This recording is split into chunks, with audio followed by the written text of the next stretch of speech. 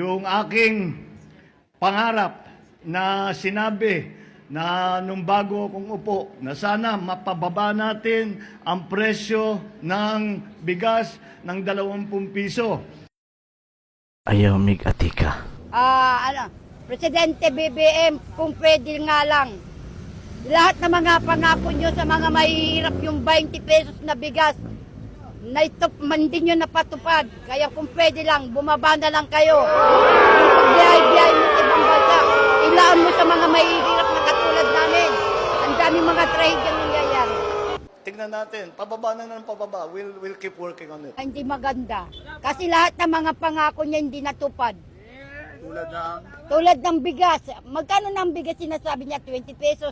Magkano na ngayon ang bigas namin? 62. Hindi na talaga po yan! Yung kinikita namin dito sa paghahanap buhay, kulang na kulang. Kaya ang patakbo ni BBM ngayon is hindi maganda. Sayang ang binoboto sa mga bumoto mga abno. Hindi nila iniisip yung mga ano ng mga ano dito. Ang iniisip lang ni BBM is tungkol sa kapakanan niya, pero yung pangako niya hindi tinupad. Biyahe-biyahe lang. Sa lahat ng mga presidente siya lang ang bumabiyahe. Hindi niya iniisip yung mga nangyayaring trahedya dito sa Pilipinas.